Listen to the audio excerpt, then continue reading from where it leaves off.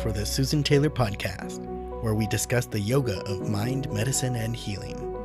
Author of Feeling Good Matters, Sexual Radiance, and the Vital Energy Program, Dr. Taylor imparts authentic knowledge and practical tools that inspire, educate, and empower us to be a healing force for positive change.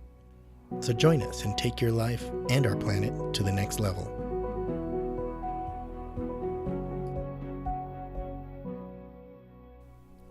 Hello and welcome to episode 35, Adapting to Stress, a look at herbal allies. Is it time that you feel that you just need to do something because you don't feel up to par, or have you not feeling up to par in one part of your life? Many people experience fatigue and exhaustion at a particularly stressful point in his or her life. According to James Wilson, the author of Adrenal Fatigue, which is the 21st Century Stress Syndrome book, chronic stress and lifestyle affect the body's ability to recuperate from physical, mental, and emotional stress. We're talking about resilience here, which is the new word for bouncing back from stress. Our adrenal glands, we know, produce hormones that are vital to life, and when we're under stress, these hormones create an imbalance. The hormones get compromised. But the good news is that nature has provided us with herbal allies that help us with this, and these are called adaptogens. Adaptogens are natural substances that work with a person's body and help them adapt, most notably to stress. Adaptogens are also natural, and they're the natural allies that we have dealing with persistent stress and fatigue because they work with regulating important hormones. I put together 3 that I look at as the top hitters, and there are many more, but these are ones that I've used successfully in my practice. The first one I'd like to look at is ashwagandha, and that's found growing wild in India, the Mediterranean, and Western Asia. Today, the plant is cultivated for medicinal purposes in many countries with a suitable climate, particularly we're talking about Australia, East Asia, and Africa, and the root is mainly used as an herbal medicine.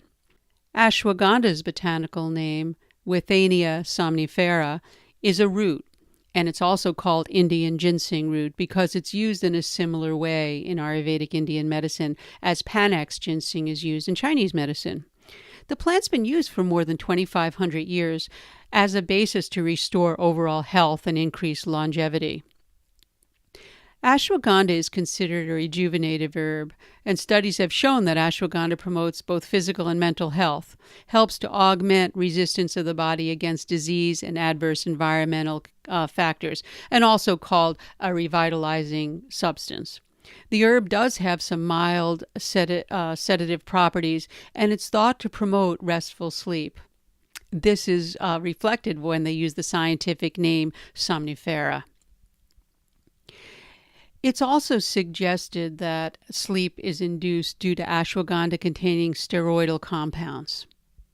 Again, in today's herbal medicine, this herb takes top shelf as an adaptogen because it helps a body or a person's body literally adapt, most notably to stress, again, by regulating the hormones as I mentioned. It's used in clinical practices to treat fatigue, nervous exhaustion, and to enhance our memory. And my experience with using this herb is it takes top shelf, as I mentioned. It needs to be used for at least 40 days succinctly and systematically in a certain way and dosing correctly for these effects to take place. Keep in mind, as with all herbal allies, the soil, the seeds that are used, and care taken to harvest it determine the quality of this in all herbs. This podcast that I'm doing in this talk is not about diagnosing and telling people to go out and use it. I just want to give you some background so that you can do further research and decide if it's something you want to investigate further. The next herbal ally we want to talk about is Glycyrrhiza glabra, better known as licorice, and that's native to southeastern Europe and cultivated in most of Europe. It prefers the open, dry areas and rich soil, and it was first harvested in the wild until it was cultivated about 1,000 years ago, so it's been around for quite a while. Licorice is one of the most widely used medicinal plants both in Western and Eastern herbal medicine, and it does have a history of recorded use for over 3,000 years. So it's there's been quite extensive use of this plant. The licorice root contains the triterpenoid saponin, glycyrrhizin, which that's what gives it its pharmacological basis, and it's been extensively studied. What they've done is they had to take that out of what we see in many of the extracts that we find on the market, because that seems to have some side effects with some people. It's this glycyrrhizin that has the issue. But with clinical research done on that, they removed it, and with removing it, then they make it available to people. And what happens is, and it's called DGL, it's deglycyrrhizinated. Deglycyrrhizinated, it's a mouthful. And that's usually standardized to contain no more than 3% natural glycyrrhizin. There are many benefits to this herb, since it does balance the production of hormones, both cortisol and adrenaline, in the adrenal gland, and it decreases the breakdown of steroids in the liver and kidneys.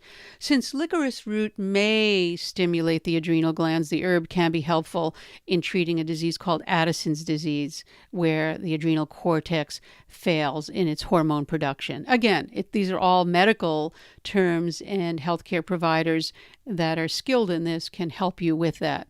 The Japanese actually did research. It was conducted in the late 1900s, where glycyrrhizin was used in the treatment of chronic hepatitis and cirrhosis. But like any herb, as I keep mentioning, there are certain conditions and drugs where one should not use the herb. So it's always better to check with your pharmacist or healthcare provider. And the third heavy hitter, which I enjoy using, is the Rhodiola rosea. And that is the botanical name. And it's popular among the Sherpas who work on Mount Everest because of the way it supports regular energy levels and fights altitude sickness. Studies also show it helps to encourage normal cortisol levels as well as energy levels. So notice all of these adaptogens are dealing with the cortisol levels that we experience when we experience stress.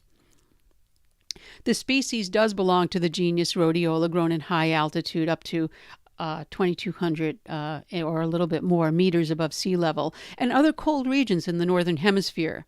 Rhodiola rosea probably has its origins in the mountain regions in also southwestern parts of China and the Himalayas, of course, but now it's also commonly found in Scandinavia, Iceland, Greenland, United Kingdom, Ireland, and North America.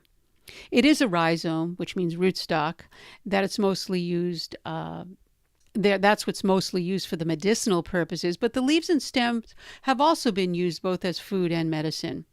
Rhodiola rosea contains at least 6 groups of phytochemicals. I'll talk about phytochemicals in the next podcast on superfoods that are considered important for the herb's medicinal effect. And I won't really get into that list of the phytochemicals now. The substances that are thought to be most important for the therapeutic reasons are 3 phenylpropanoids, and that is the rosavin, the rosarin, and the rosin, and that comes from the Rhodiola species. But actually, only in the Rhodiola rosea. The other Rhodiola species doesn't have the same medicinal effects. So Rhodiola rosea is considered to be one of the best medicinal herbs to reduce stress. Again, everyone says this is the best, but again, it's one of the top heavy hitters. And it has been shown, research has supported that it does protect against excessive release of stress hormones, particularly cortisol, as I mentioned, but epinephrine and norepinephrine. And this is very important because too much of these hormones, we know, over long periods of time cause the body to break down and deteriorate. There's really no side effects when you're doing the recommended daily doses, which I'm not going to cover here because I'd really rather you speak with someone who's professional about that for your own specific needs. But some people may be sensitive to a stimulating effect of this herb and could only tolerate very, very, very low doses of 50 milligrams or less. Again, that's why we must keep in mind how and what and when we use herbal medicines is very, very important. In summary, I'd like to say that I've just discussed 3 top herbs that I really enjoy using in my own practice: the ashwagandha, licorice root, as well as Rhodiola rosea, as very, very beneficial. But again, keeping in mind and taking into account where they're grown, the type of seeds that are used, the type of soil that is used. Are they getting the richness of the soil, because that's what feeds whatever we eat, comes from our soil, that hasn't been adulterated with chemicals, as well as how we harvest. How do we take these herbs? Are we taking them at the proper time in the proper, respectful way? People on medications with certain medical conditions, even pregnancy and breastfeeding, must all take precaution and not just go out and take herbs, must check with a qualified licensed professional to evaluate specific needs. Well, that brings me to the end of this episode, and I'd like to thank those of you that asked me to talk about adaptogens for giving me that topic for this week. If you'd like to be notified weekly for new podcasts, please subscribe. The Susan Taylor Podcast is available on iTunes, Google Play, and Stitcher, and tune in. In fact, if you go to iTunes, Google Play, and Stitcher and tune in, you can actually subscribe right there and evaluate us. If you like it, give us 5 stars. If you're not interested, just please pass by. Contact us at susantaylor.org if you have any questions, comments, and feedback. And I'd like to thank you for listening and thank all of you for your contributions to the topics. Next week, we'll be doing superfoods, and I thank you, Shelley, for coming out and asking for that. Again, questions, comments, something you might want to hear, contact us at susantaylor.org. Until next time, remain calm.